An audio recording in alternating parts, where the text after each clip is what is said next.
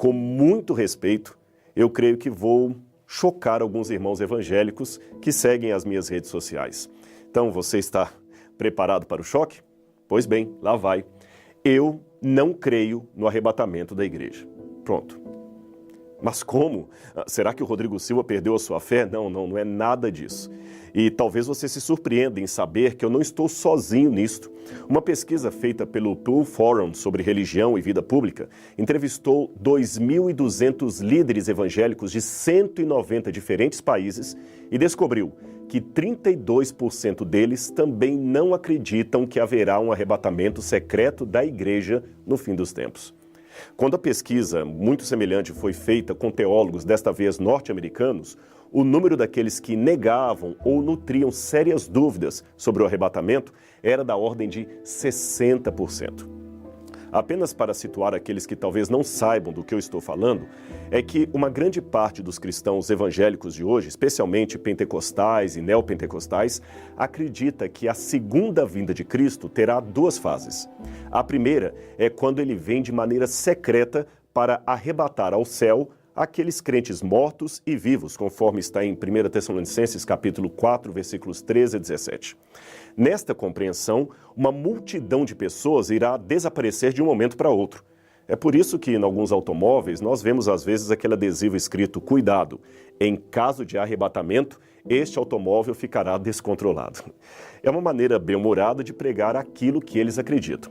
Bem, continuando então, em virtude desse suposto desaparecimento da igreja, que seria arrebatada por Cristo, haverá então 7 anos de tribulação na terra, governada pelo anticristo, que perseguirá o país de Israel, e nesse momento os judeus deverão se converter a Jesus. Então só depois disto é que Cristo volta, aí sim, numa segunda fase, em glória e majestade, em companhia daqueles que já haviam sido arrebatados anteriormente, e então reina 1000 anos sobre a terra. É mais ou menos isto que ensina o dispensacionalismo ou a doutrina do arrebatamento secreto. No entanto, talvez poucos saibam, mas apesar do fascínio que essa visão traz sobre muitos crentes, esta não é uma doutrina claramente encontrada na Bíblia Sagrada.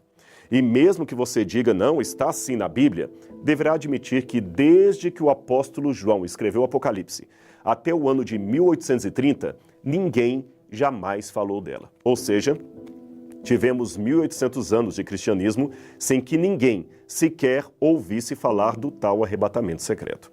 Quem primeiro pregou isto foi John Nelson Darby, um pregador anglo-irlandês. E sabe onde ele se inspirou? Nos escritos de um jesuíta espanhol chamado Francisco Ribeira, que projetou a profecia do anticristo para um longínquo futuro a fim de combater a doutrina ou o entendimento protestante da época, que via o Apocalipse 13 como se cumprindo no poder papal da Europa. Isto é uma questão de história, eu não estou inventando, você pode checar as fontes. Os grandes reformadores, aqueles como Lutero, Calvínio, Zwinglio, os irmãos Morávios, Wesley, nenhum deles acreditava no arrebatamento secreto da igreja. Pelo contrário, todos falavam apenas de uma única e clara volta de Jesus, que acontecerá em apenas um estágio e será visível e gloriosa em todo o mundo, e não num arrebatamento pré-tribulacionista. Somente no início do século XX é que essa visão do fim se tornou popular através da chamada Bíblia Anotada de Scofield e outros evangelistas.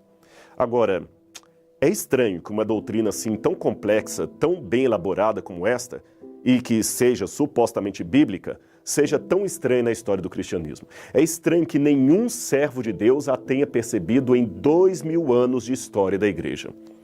Uma vez um pastor evangélico muito consagrado a Deus, a quem eu respeito muito, me disse: mas Rodrigo, Deus tem de tirar o seu povo da terra antes que venha a grande tribulação.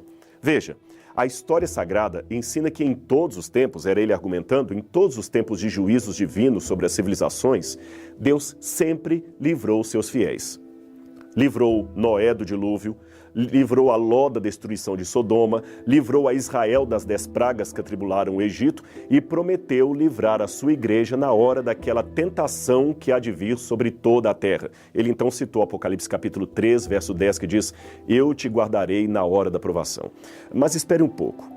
Eu falei para ele então: pastor, guardar é proteger, não é retirar de um lugar para o outro. Em nenhum desses textos que você citou, Deus arrebatou o seu povo para não sofrer o juízo. Pelo contrário, ele os protegeu, mas não os tirou.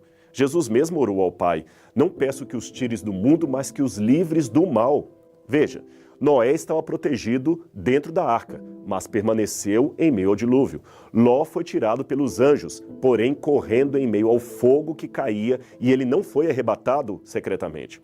Os hebreus, é claro, foram poupados das pragas no Egito, mas continuavam na terra de Faraó enquanto as pragas caíam. Com muito respeito pelos que pensam diferente, eu digo que não vejo na Bíblia Sagrada nenhuma passagem que ensine claramente a volta de Jesus em dois estágios, um secreto, o outro visível. Mas eu sei que alguém ainda dirá: Rodrigo, Paulo deixou bem claro em Tessalonicenses que nós seremos arrebatados para encontrar com o Senhor nas nuvens, e ser arrebatado é ser tomado de modo súbito, sem que ninguém veja. Ora, confira o dicionário e você vai ver que arrebatado não tem nenhuma conotação de ato secreto, nem em português, nem no grego, que era a língua original do Novo Testamento. Tanto é que a palavra harpazo, ou arrebatar, pode ser traduzida por roubar em Mateus 12, 29. E veja que ela claramente tem o sentido de algo visível, pois Jesus diz nessa passagem que ninguém consegue roubar ou arrebatar a casa do valente a menos que o amarre. Ora, se fosse algo secreto, o valente nem perceberia. Eu sei que o valente, nesse texto da Bíblia, representa o inimigo de Deus. E, como ser espiritual, ele tem que ser amarrado para que a igreja seja salva ou arrebatada. Mas isto não invalida o argumento etimológico de que a palavra original não tem o sentido claro de ação oculta, secreta. Aliás, se você prestar atenção, todos os textos normalmente lidos como referentes ao arrebatamento secreto da igreja possuem em seu contexto um quadro maior de vinda inesperada, porém gloriosa, e visível em todo o mundo, até pelos ímpios. É claro que, pelo tempo, eu não tenho como analisar passagem por passagem, mas eu cito apenas uma delas, que está em Mateus capítulo 24, versos 40 e 41. Ali diz: 2 estarão no campo, um será tomado e deixado o outro. 2 estarão no moinho, uma será tomada e deixada a outra. Será isto um arrebatamento secreto? Creio que não, por 2 motivos. Primeiro, esta passagem segue depois dos versos 30 e 31, que falam da visibilidade mundial da volta de Cristo. Portanto, é depois da vinda gloriosa que esses textos têm lugar. Em segundo lugar, a comparação que Jesus faz imediatamente antes é com o dilúvio. Esse é um dado importante para você entender essa passagem. Você pode ver na sua Bíblia. Ele fala: assim como foi nos dias de Noé, assim será a vinda do Filho do Homem. Nos dias de Noé, os homens não perceberam até que veio o dilúvio e os levou a todos. Note, os que foram levados pelo dilúvio são aqueles que se perderam. Aí ele arremata: do mesmo modo em minha vinda.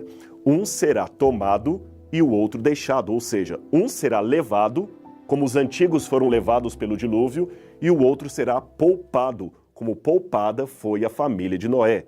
Logo, a análise textual nos indica que os que são deixados são os que se salvam, e os que são levados são os que se perdem. Veja com calma na sua Bíblia e você verá que é isto mesmo. Agora, a despeito de qualquer discordância interpretativa ou teológica, uma coisa eu posso dizer com muita convicção. Independente da religião que você professa, ou até mesmo da ausência dela, pois muitos preferem não seguir religião alguma, eu espero que você concorde comigo pelo menos nisto. Jesus ama a mim e a você. E se formos fiéis a Ele, Ele voltará para nos levar ao reino que Ele mesmo prometeu. A sua promessa não falha, e o Apocalipse é a certeza que nós dois temos disso.